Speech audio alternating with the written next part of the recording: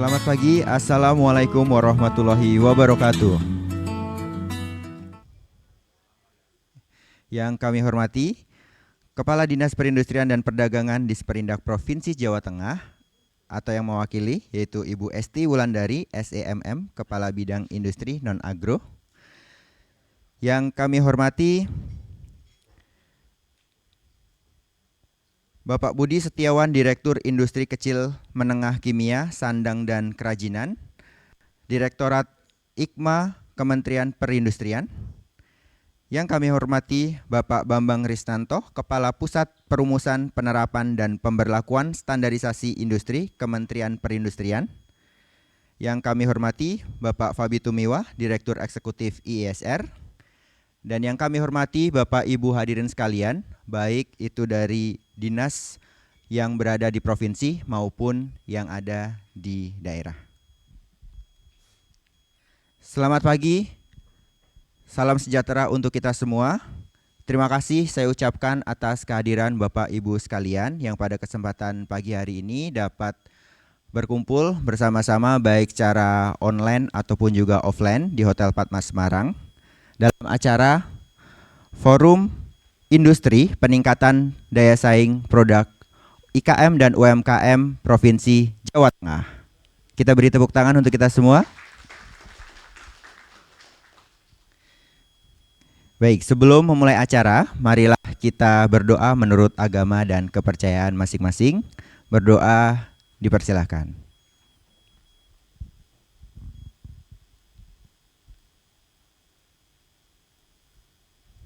Selesai.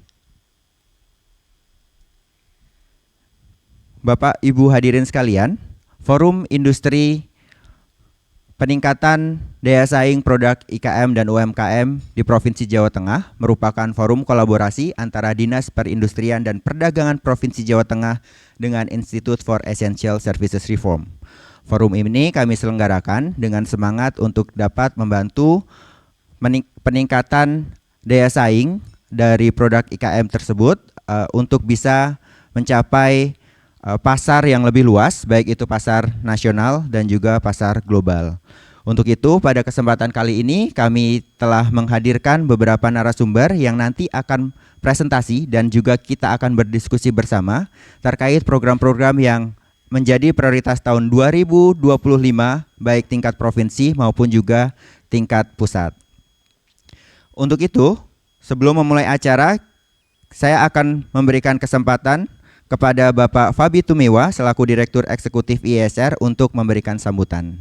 Kepada Bapak Fabi Tumiwa, kami persilahkan.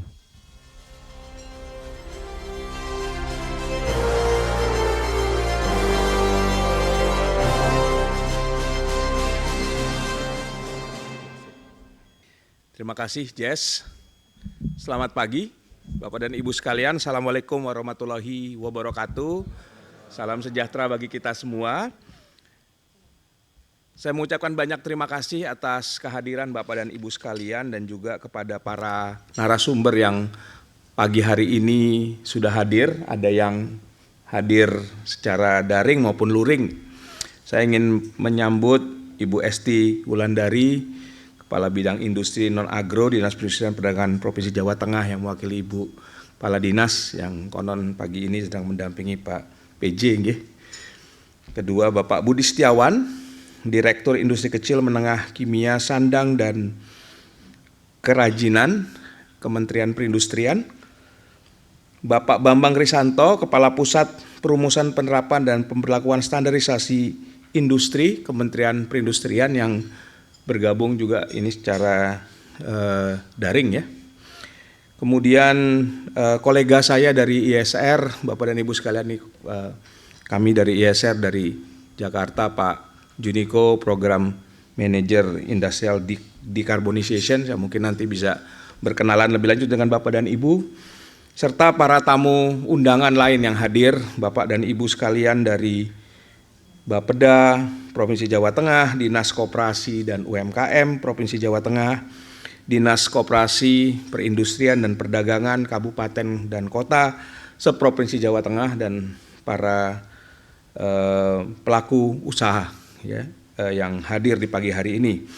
Bapak dan Ibu sekalian, sangat senang rasanya kami bisa menyelenggarakan acara ini bekerja sama dengan Dinas Perindustrian dan Perdagangan Provinsi Jawa Tengah. Terima kasih sekali lagi atas kerjasama yang baik, dan sebagaimana yang diketahui bahwa kami di ISR telah bekerja sama dengan Provinsi Jawa Tengah selama 6 tahun terakhir untuk mendukung upaya pencapaian Jawa Tengah lebih maju dan melaksanakan transisi energi dengan berhasil.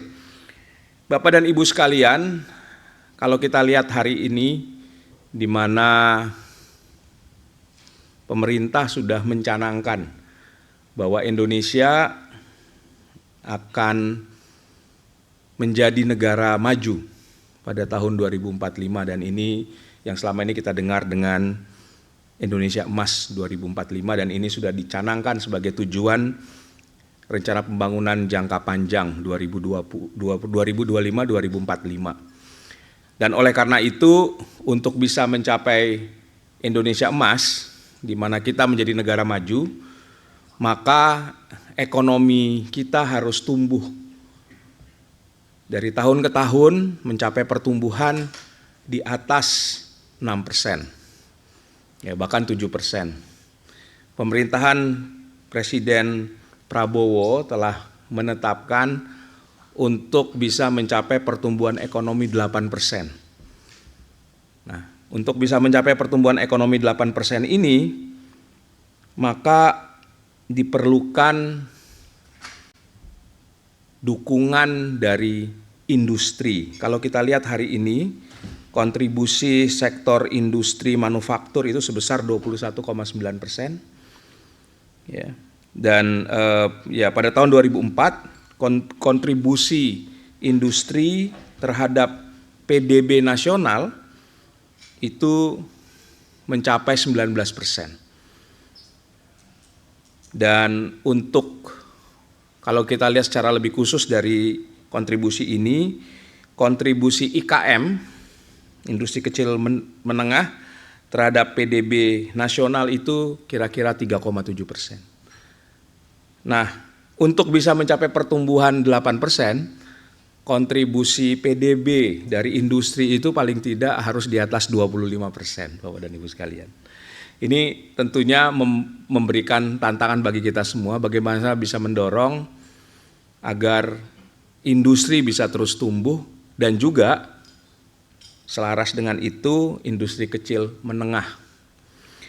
Nah, kalau kita lihat dari data yang ada, secara jumlah unit usaha industri besar itu hanya 0,23%, atau totalnya ada 10.000. Dibandingkan dengan IKM dan UMKM yang mencapai 4,5 juta unit usaha. Jadi yang satu hanya 10.000, satu lagi 4,5 juta. Tapi kita bisa lihat kontribusi pada PDB-nya sangat berbeda. Nah, kalau kita melihat angka-angka ini, maka kami yakin bahwa IKM harusnya bisa berkontribusi lebih besar. Kalau kita ingin menyumbang kontribusi industri pada PDB mencapai 25% dan lebih tinggi lagi, maka kontribusi IKM yang hari ini baru 3,7% itu mungkin masih bisa ditingkatkan. Mungkin 2 kali lipat dalam 5 tahun ke depan. Nah, Bapak dan Ibu sekalian, ini tentunya bukan hal yang sederhana. Untuk bisa meningkatkan kontribusi IKM, maka IKM harus tumbuh bisnisnya. Usahanya harus bertumbuh dan menjadi bagian dari rantai pasok nasional maupun global. Akan lebih bagus kalau kita bisa menjadi bagian dari rantai pasok global. Dan inilah yang mungkin masih menjadi tantangan di banyak IKM di Indonesia untuk masuk ke jalur rantai pasok global tadi. negara-negara lain di Asia Tenggara misalnya yang kita lihat di Thailand, IKM-nya sudah menjadi bagian dari itu.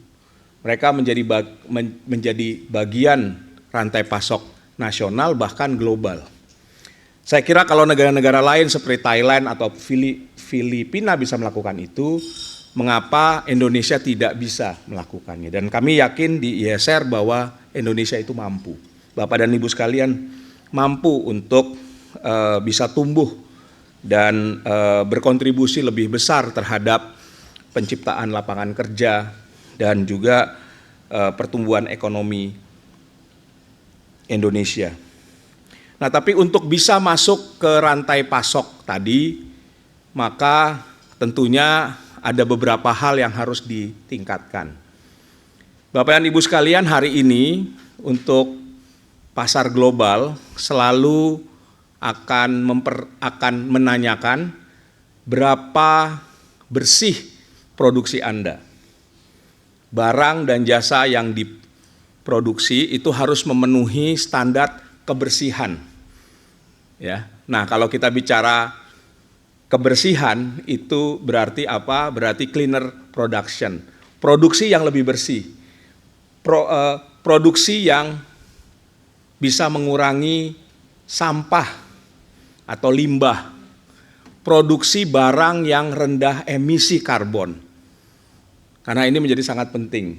Ya, banyak perusahaan di dunia ini yang telah menetapkan target penurunan emisi gas rumah kaca dan mensyaratkan perusahaan-perusahaan yang memasok baik itu bahan baku maupun produk spare part dan lain sebagainya bisa memenuhi standar yang sama. Nah, inilah yang kami lihat banyak sekali kelemahan yang terjadi di industri kecil menengah di Indonesia yang belum bisa dengan cepat atau mampu dengan cukup baik memenuhi standar-standar internasional tersebut.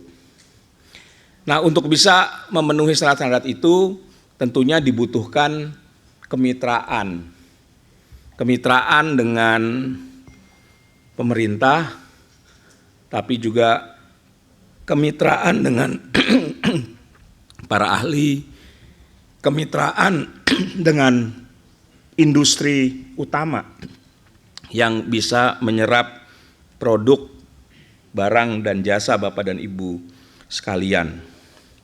Nah, salah satu yang mungkin paling dekat dengan kita itu adalah bagaimana industri kecil dan menengah bisa memenuhi standar nasional Indonesia dan juga memenuhi sertifikat industri hijau, mendapatkan sertifikasi industri hijau. Nah, hal-hal ini tentunya tidak bisa langsung terjadi karena ada beberapa hal yang harus dilakukan oleh Bapak dan Ibu sekalian. Peningkatan kapasitas, investasi pada teknologi bersih, kemampuan untuk mengolah, untuk mengidentifikasi teknologi, rantai pasok yang lebih efisien dan lain sebagainya. Oleh karena itu, kami di ISR juga melihat bahwa kami bisa memberi dukungan untuk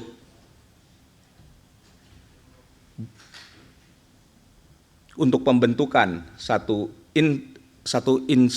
institusi yang bisa membantu IKM untuk melakukan transformasi bisnisnya. Nanti mungkin akan dijelaskan lebih lanjut oleh para narasumber bagaimana konsep dari institusi ini.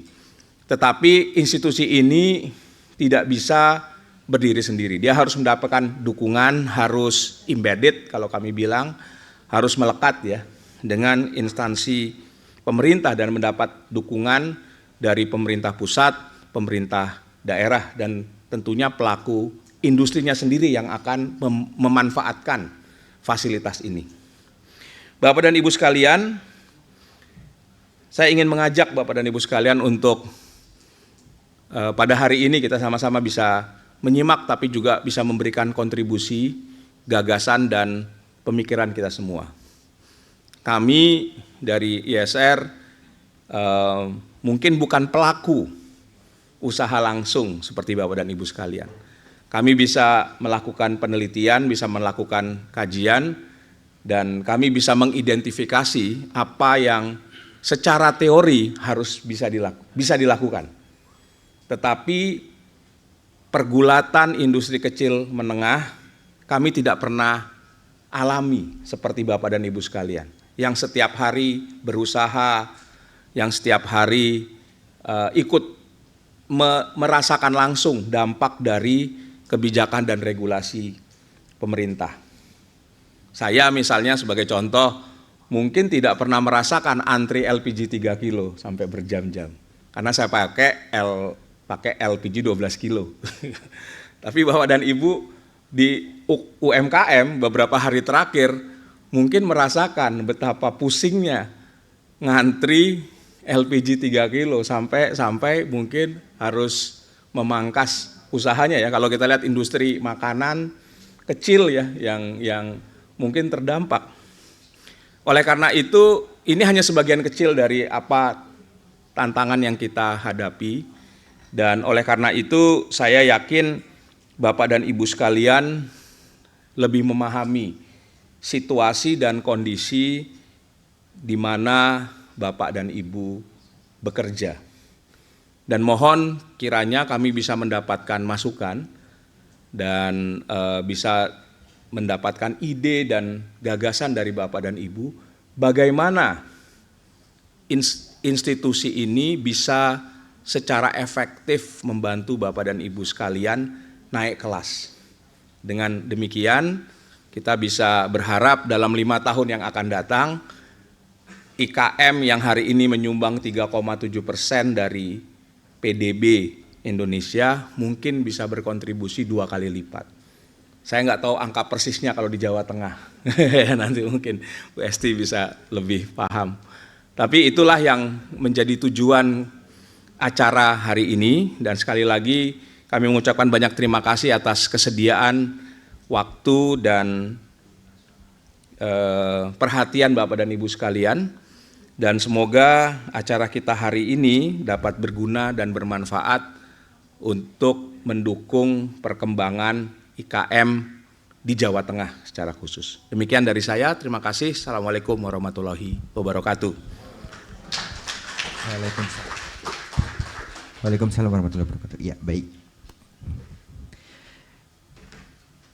Terima kasih kepada Bapak Fabi Tumiwa atas sambutan yang disampaikan. Dan selanjutnya kita juga akan mendengarkan sambutan dari Kepala Dinas Perindustrian dan Perdagangan Provinsi Jawa Tengah yang akan diwakili oleh Ibu Esti Wulandari, Kepala Bidang Industri Non-Agro. Untuk itu kepada Bu Esti kami persilahkan.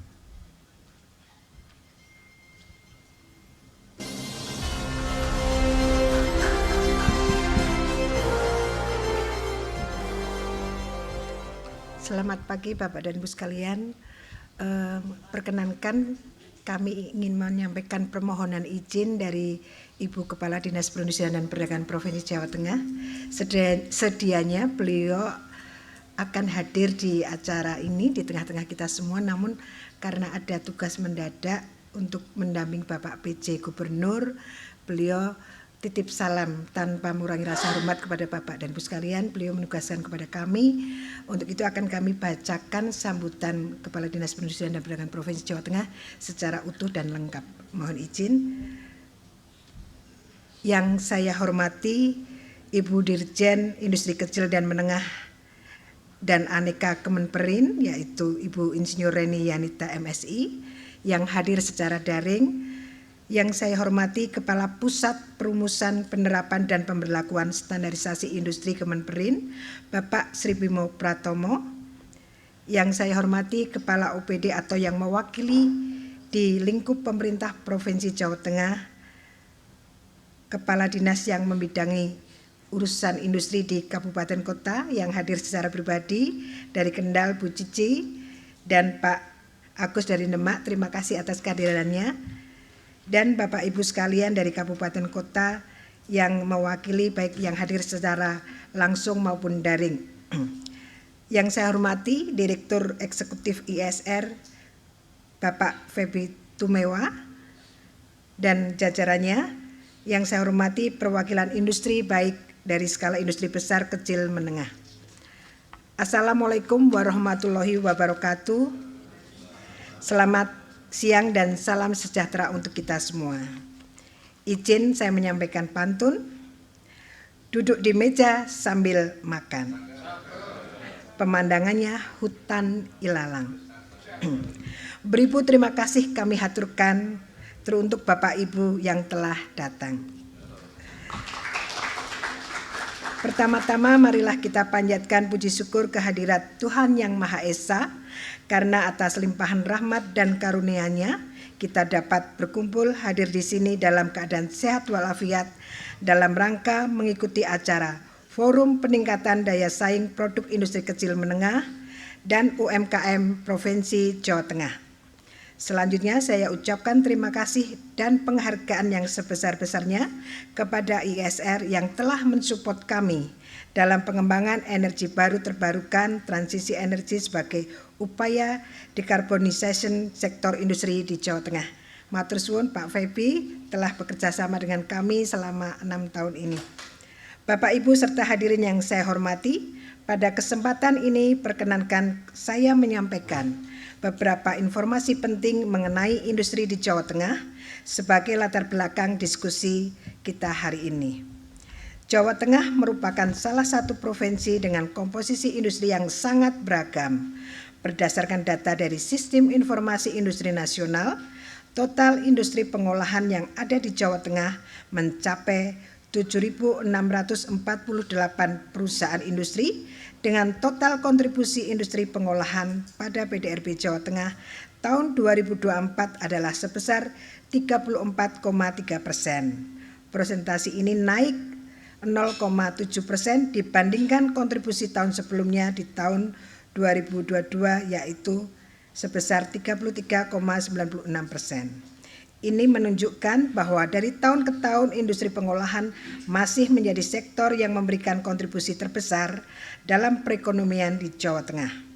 Sektor unggulan industri pengolahan di Jawa Tengah adalah industri makanan dan minuman dengan kontribusi sebesar 45,5%, industri pengolahan tembakau 18,4%, industri kimia farmasi obat tradisional sebesar 7,2%, dan industri tekstil dan pakaian jadi sebesar 7,1%, di mana dari 4 industri unggulan tersebut terdapat industri kecil dan menengah yang jumlahnya cukup besar. Saat ini industri kecil dan menengah IKM yang tersebar merata di seluruh kabupaten kota berdasarkan data Sistem Informasi Industri Nasional per Januari 2005 ini tercatat ada 8.420 industri terregistrasi pada SIINAS dengan rincian 6.757 adalah industri skala kecil, 347 industri skala menengah, dan 1.316 adalah industri skala besar. Dari data tersebut terlihat 66,20% adalah industri kecil. Untuk skala menengah besar 3,8% dan skala industri besar sebesar 14,63%. Data tersebut selaras dengan data BPS bahwa data industri secara keseluruhan di Jawa Tengah, di mana secara total ada sebesar 996